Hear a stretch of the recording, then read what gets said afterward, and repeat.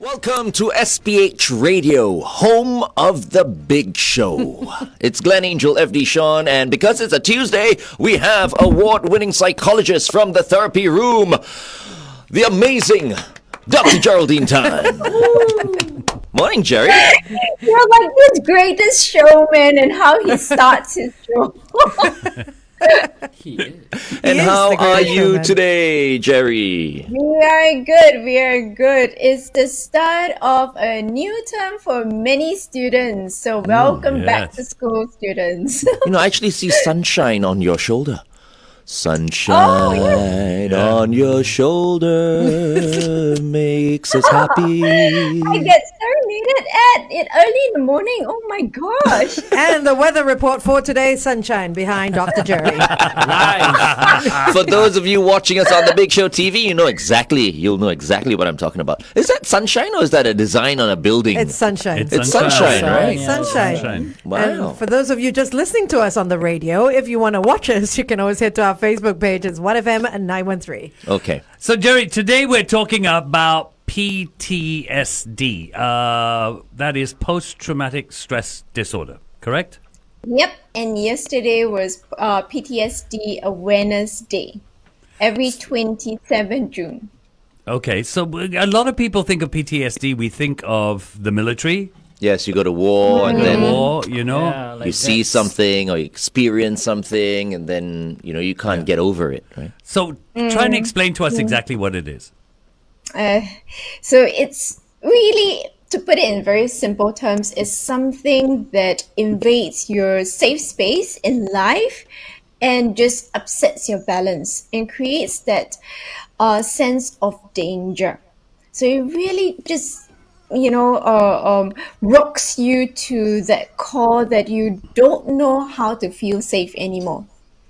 So there has to be a sense of danger element in it as well. Could people in the workplace suffer PTSD?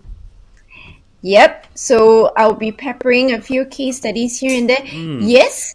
So, for example, if you have witnessed someone collapse in the workspace and you don't expect it, it's something very unexpected, and this person just collapses in front of you, it can shock you so much that you might avoid that space.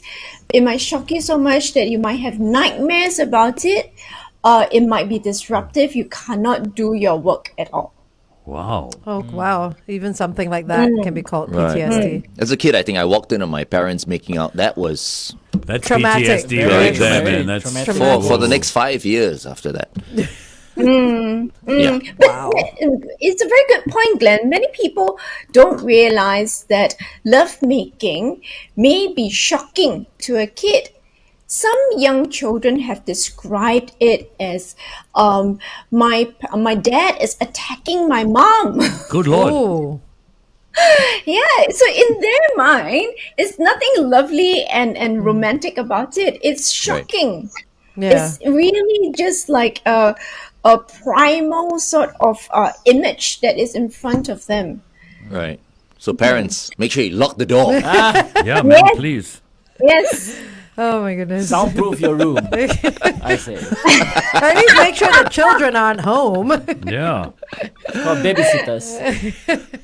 Okay. Let's continue to talk to Jerry about post-traumatic stress disorder on the Big Show TV. In the meantime, here's Gloria Estefan. Nobody's as nice as Jerry.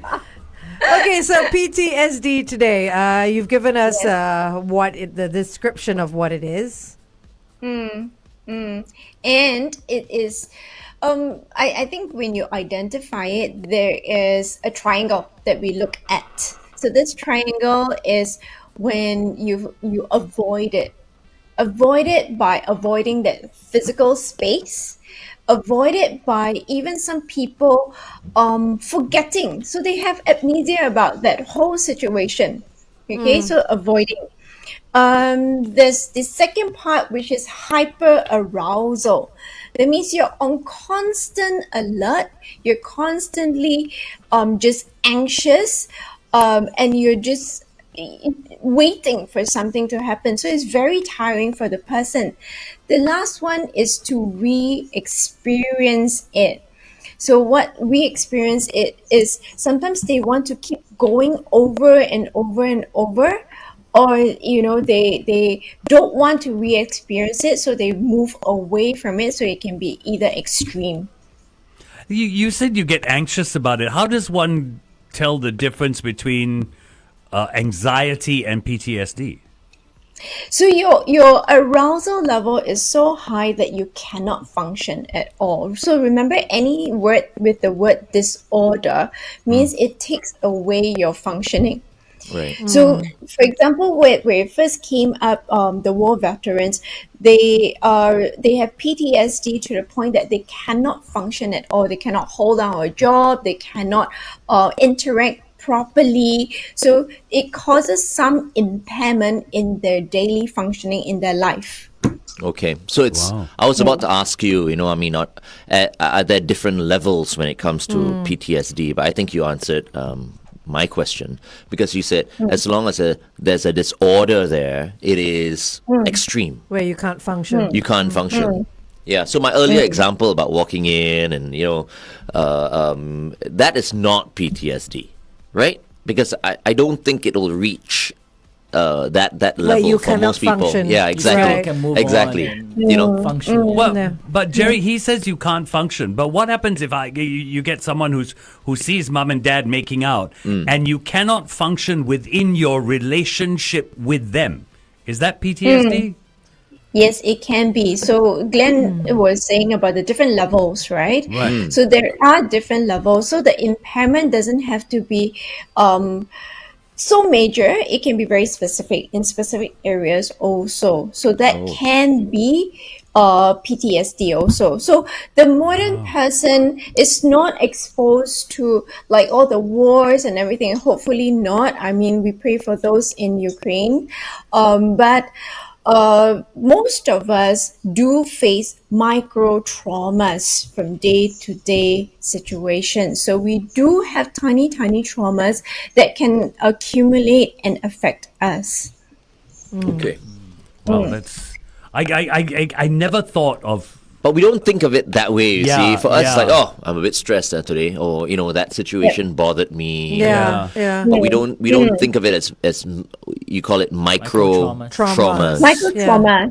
You see, but then I worry for parents whose kids do not do well, say in a major exam, PSLE or O levels or A levels, and that is traumatic to them. It is. Is that PTSD? So we're saying they can go through PTSD? Who? If The they child or the The parent? child. The child, they don't do well, say, in one exam, and then they're sitting for it again, and they can't function in that exam because Yeah. they did so badly in the first one. Would that be PTSD?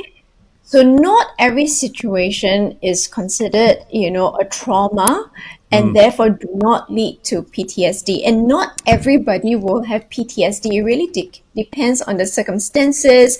It depends on how we deal with it. And it also depends on the personality, you see. So it takes a lot of variables. Yeah, but so microtrauma is harder to determine, but when we talk about bigger ones, so we talk about physical assault, sexual assault, so those can cause and quite clearly cause PTSD. So I had that break-in into my house when I was 10 years old, and I was strangled, and I was hit on the head and all that. And then after that, I couldn't go into dark rooms. Yeah. Would that have been considered PTSD? PTSD, so you have the avoidance part of things and you don't want to re-experience it. Okay. So every time there's a dark space, you will realize that your whole system starts to be extremely alert. Now? You No, can? now I'm okay. Okay. I'm okay. I Can was just you- 10 years old, yeah. Can you grow out of PTSD? There, she grew up. Yeah. Of- No, but is it a common thing? Can you grow out of it, or Can do you feel need it help? or, like, So you can work through things. So there's again all that social support, all that help that is ready around you can help to work through the trauma. So it's a support system that's very important. The support system, but there are times when it becomes a disorder and you do need extra help. So then your psychologists are there, your psychiatrists are there to provide the medication. Oh, right. Okay. Medication. What kind of is it anxiety medication? So they do give the medication for anxiety. Some of them do give other sort of medications depending on what are the symptoms presented. Because sometimes, for example, if we look at the perhaps physical assault, right? And you are thinking, so the person or the victim that had the physical assault might think and imagine that people are going to jump out at them. So the doctor will give appropriate medication to deal with that. So they are either hearing something or seeing something, but nothing is there at all. How can we personally help a friend who's going through PTSD? So one of the things that we want to ensure is not to dismiss it, because the event could have happened really, really long ago. So for example, Angel, yours is when you were 10 years old. But we cannot deny the fact that some residual parts may still remain. So I can't be with Angel, and when Angel doesn't want to go into a dark space, laugh at her and go like, yeah, but you were 10 years old. No, Yeah. that would be grossly wrong of me to do that. He's the kind of support system you don't want. Yeah, you don't need this support Oh system. my goodness. Were you scared? Jerry, No, when we're you scared. when you No. deal with people with PTSD, 20 seconds. do they normally? Well, we'll deal with this again when we come back. Do you normally see them come in on their own, or are they brought in? That's the question I want to ask. Okay, hold We'll on, do Jerry. that after traffic.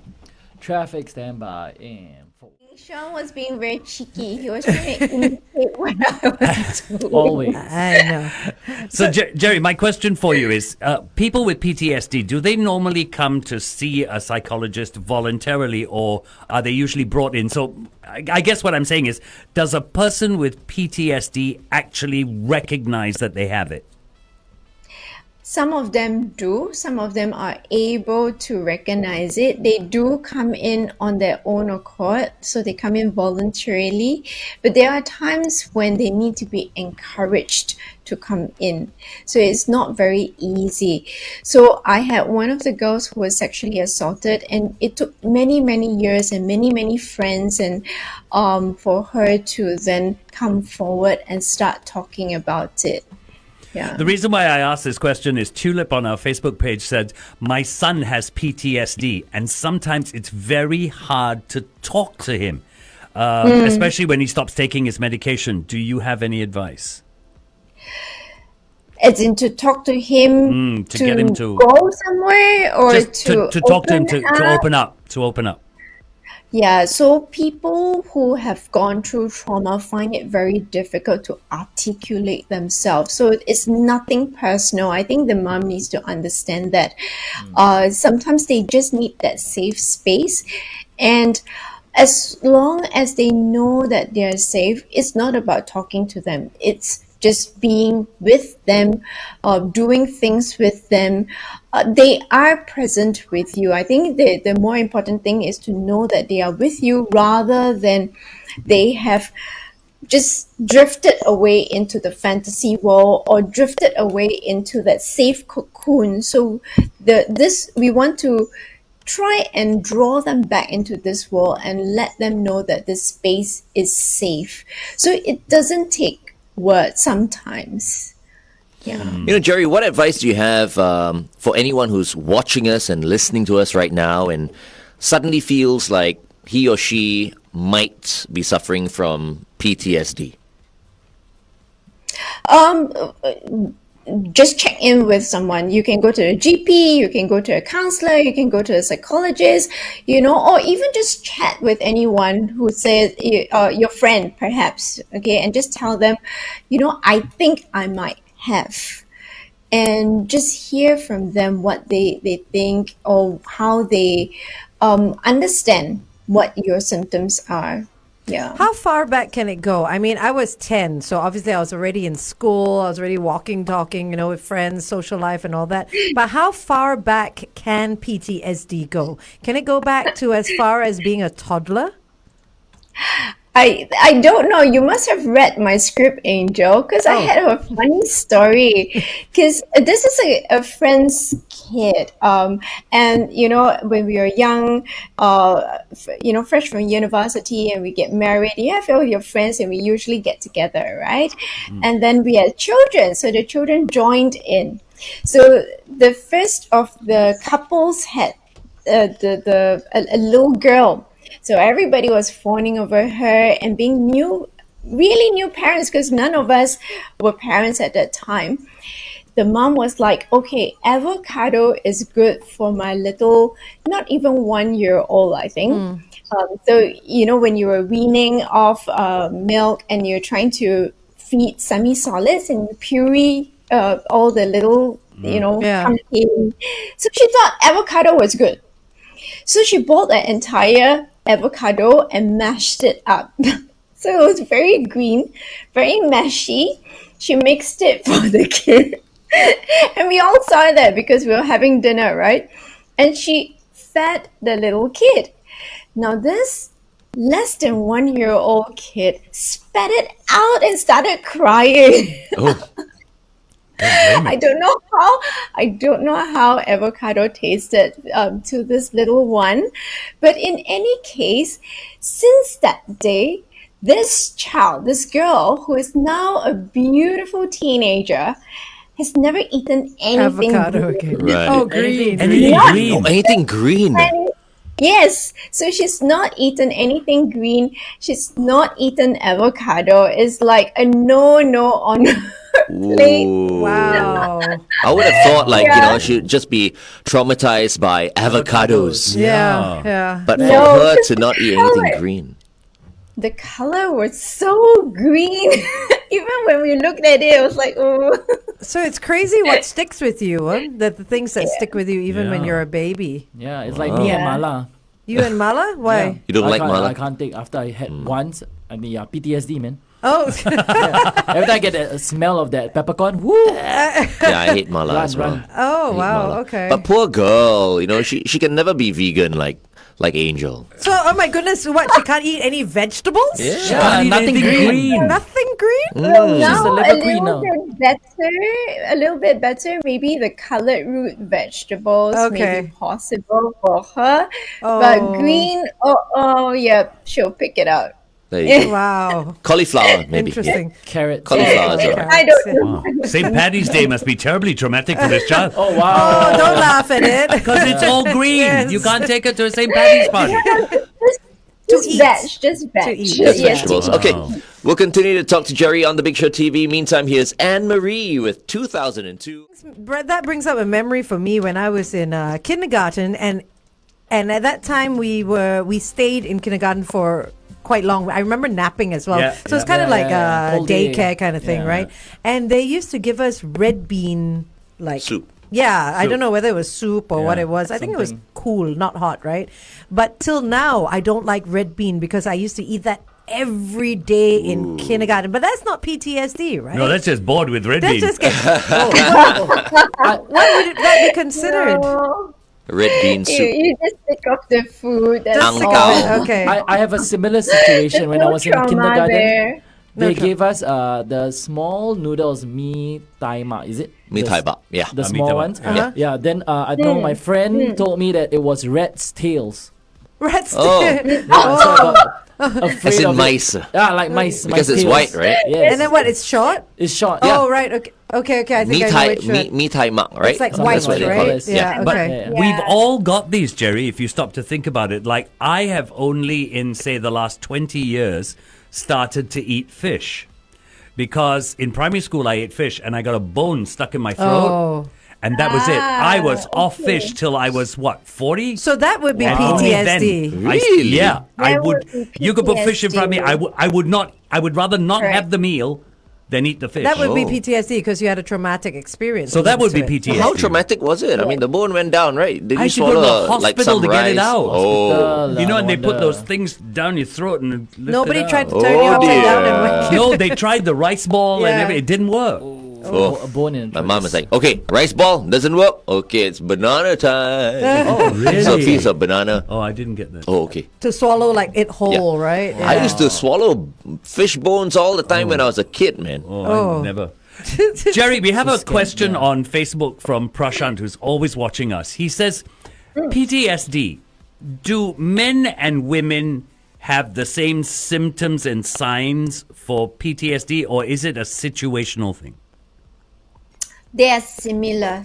So it may manifest slightly differently, but it falls into this triangle. Okay. Some of the signs and symptoms that we look out for that is very common would be all your nightmares, your flashbacks that we do oftentimes see. Sometimes it causes so much anxiety that you start being very dizzy, very nauseous. You can also feel you get your headaches and things like that. Can't breathe properly. You can't breathe. So all the anxiety symptoms, so the intrusive thoughts, like the flashbacks is one thing. The other thing is, is this happening now? So the thoughts are very, very strong and vivid at that present moment in time.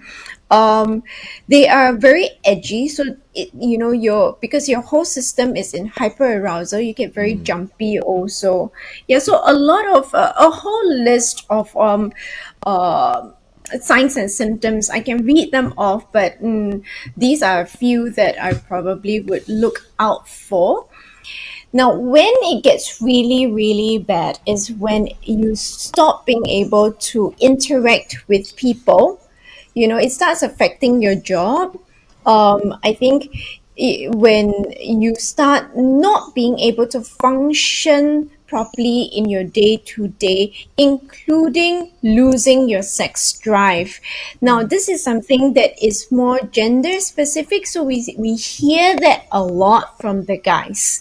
Because they would complain about that loss of sex drive. So they can't, have a really successful relationship because they can't have an intercourse. Wow. They are so hyper aroused in a different way that they Yeah. cannot function. Is it because of fear? It's like overwhelmed by fear. Yes, Right? because you are in danger. Something happened, and now you know that danger can happen in your space, and you are waiting for the danger to occur again. Right. Do you see more men or women suffering from PTSD? Or is it Both. an even balance? Both. Okay. Well, yeah. Now that we're talking about it, I would worry for kids these days with the pressure they're under that they would end up with PTSD. I'm telling you, the parents will end up with PTSD, okay, these days. That's true. It's true. The parents are so worried about their kids, Yeah. not doing well in school and all that. Yeah, let's not forget about the parents, okay? Yeah. A lot of parents are going through a lot of stress because of their children. Would that kind of stress lead to PTSD, Jerry? I don't think so. Thank you for asking that question. No, I don't think so. Yeah, it is stressful. It is anxiety provoking, but it doesn't cause a trauma. A trauma could be a child who has been bullied so badly before. So yes, there is something that is prolonged, and it might affect him at later on in terms of making friends, having relationships. So that can be considered a trauma. And then some of them do mention about flashbacks and nightmares. Okay, I'm quite interested in the bullying thing because it's a big issue these days. Can a child who suffered that, who goes through PTSD, become violent? Yes, so it can be aggression that is displayed later on because they do not want to have that situation recur again. So what happens in a trauma is that your fight and flight response is being activated. So we either run away from it or we face it. So what you're describing is I would fight it, but I will fight it in a very destructive manner rather than a constructive manner. So whether I fight it or I run away, both are destructive in PTSD. So what would be the best solution if you're not fighting or flighting? Okay, well, you can answer this on air. We do on traffic first. Stand by. Same question again. So, Jerry, you mentioned bullying as being one of the things that can lead to PTSD. So, my question is, if a child suffers from PTSD because of bullying, can that turn them violent?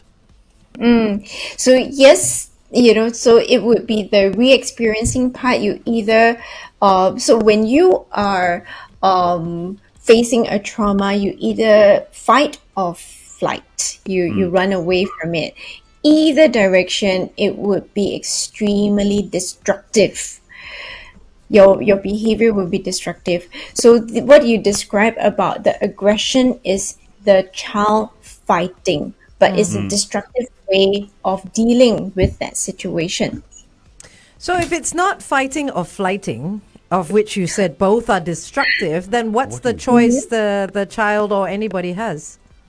To learn how to deal with it. So what we need to do is to process the situation first and to let the child know that he has control. So most of the time in a traumatic situation, the person feels that they have no control whatsoever. So it's to regain that control in that situation or in their environment, so that they can deal with it in a non-destructive manner. So it's a way of learning how to face your fears. Is that what it is? Learning to face the monsters in the closet, yes. Is this why adults fight? We always see these viral videos, right? Yeah. Of people fighting outside the shopping center and all that. And I'm thinking to myself, why are they fighting? I can immediately tell which one is going to get beaten up already. That's true. Yeah. But because maybe this stems guy, from somewhere. no, like exactly what Jerry is saying, right? Because you want to face your fears, so you don't back away, you don't walk away, right? You go head on and you fight this guy. Yeah, but that I will walk away, No, but is that facing your fear? Unless it's self-defense. But as Jerry said, either fighting or flighting is destructive. Then Exactly. how do you mean by learning to deal with it? Because sometimes learning to deal with it may be facing up to it, which may end up in a fight. Yeah. So how do you mean And you deal get punched with it? in the face, Yeah. you feel the pain, next time you'll run away. Then you flight. Yeah. So how do you mean by dealing with it? Because dealing with it is facing up to it. You know what I mean? Facing up to that fear and carrying it on. But in this instance, we're talking about a physical fight.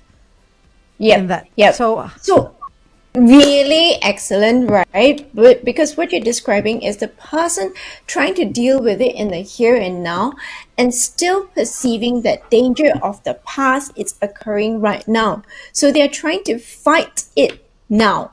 Oh. But what we are attempting to process is something that happened in the past. The trauma has passed already.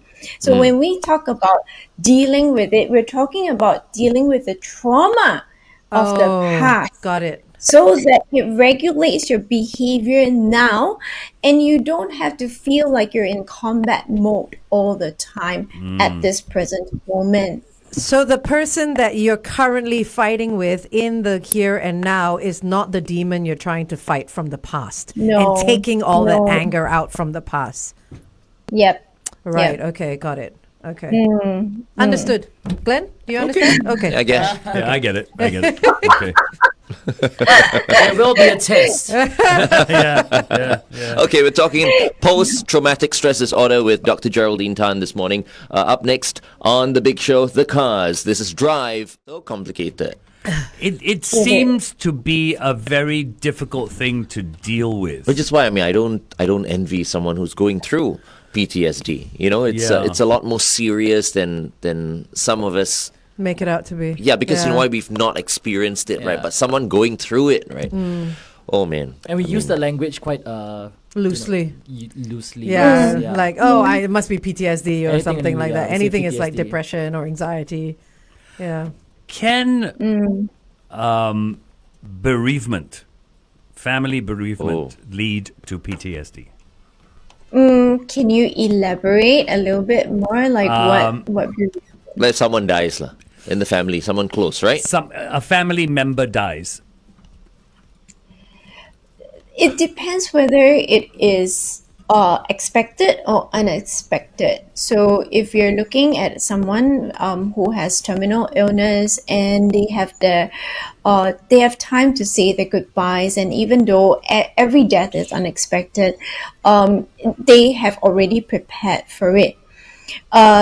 Suicides are the toughest to deal with, right? Because it's sudden, it's unexpected.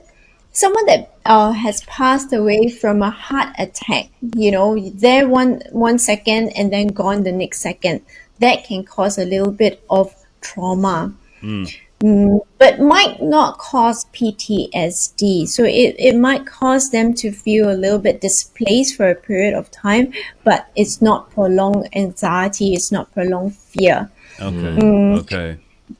You see, the We have experience of had- Jerry, I didn't expect Jerry to bring up those other instances because Yeah. you said bereavement, and that's why Jerry said, okay, It depends. yeah, Depends on- what yeah. exactly are Yeah. you talking about? Yeah. And then I brought up just the death of someone, Still. and then Jerry brought up suicide and Yeah. heart Yeah. attack. Because it's I not didn't so think of it that way. simplistic, Yeah. right? It's Yeah. not. Yeah. Because I'm thinking like, if a loved one, say, passes away in a bed in your home, would PTSD mean you can never go into that room again because Right. of what you saw, or what you experienced?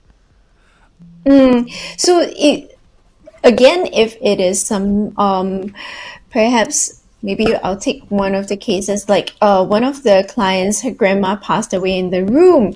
So the natural grieving process, some of the family members would sit in the room. For her, she sat outside of the room. But it's a natural grieving process. Right. But we do have mothers of who have lost children to suicide, and they have not touched the child's things for years, and they say, I can't bring myself to touch.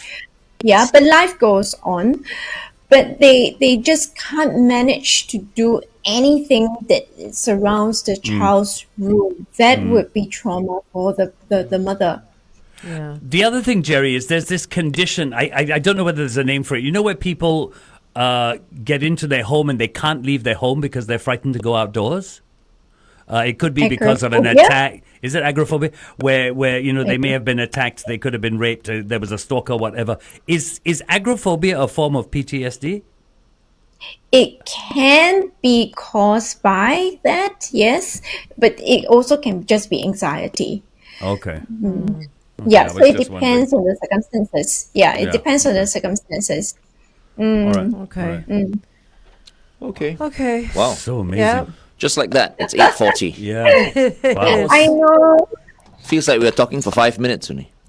Okay lah. Maybe it's I always exaggerate. seven. Okay, I 15 think minutes. it's a heavy topic. It's a very, very heavy topic. I think what usually follows up would be that whole resilience piece and how people deal with it after that. But we can talk about it another time. Yeah, there were a few things I wanted to bring up. I'm like, okay, maybe it's inappropriate for me to say. Oh, yeah? Because PTSD Why? is so serious. It is. It is It's a very very serious. Okay, I just bring this up very, very quickly. Yeah, do so it. when I was in primary school, a friend of mine lost his grandmother, right? And he was talking about it, right? And he said, "Oh my grandmother, came back last night after she passed away, Okay. So I'm like, what do you mean? And he said, his parents poured talcum powder on the floor of the room of the grandmother. And when they woke up the next morning, they saw footprints. So he said his grandmother came back.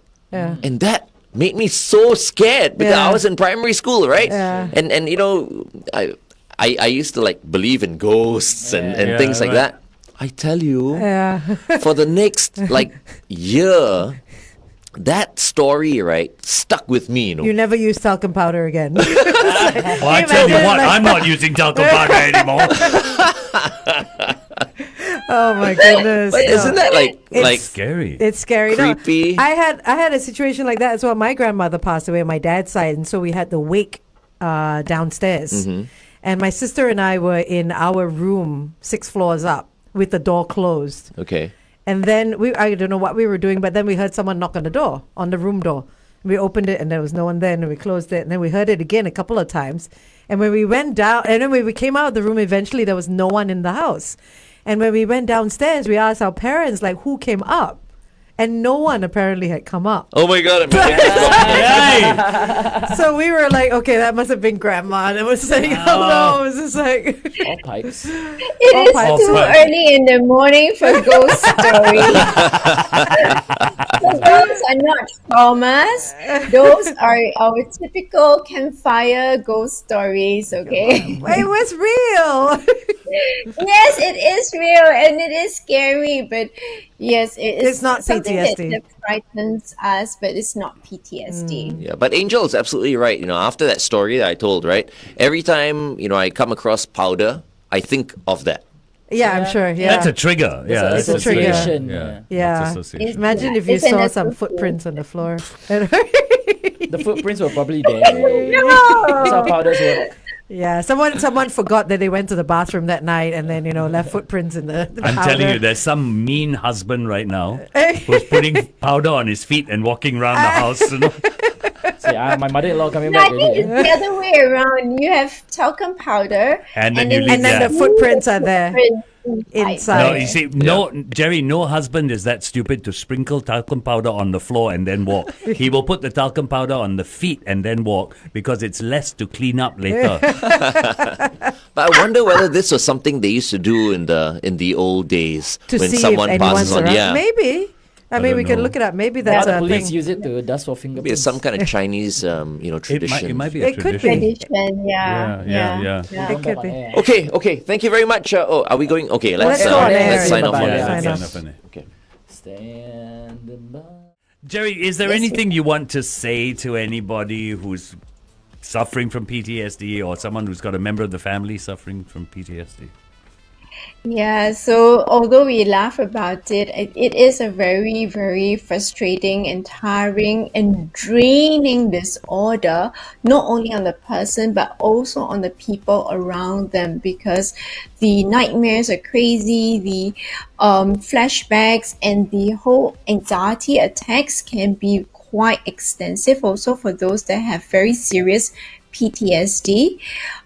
So, a lot of patience, a lot of love, a lot of support from the environment is required. And there is help. Definitely there is help. You can get over PTSD. Okay. Any final words, Jerry? Yes, so I think I mentioned this song before by Kelly Clarkson, Piece by Piece.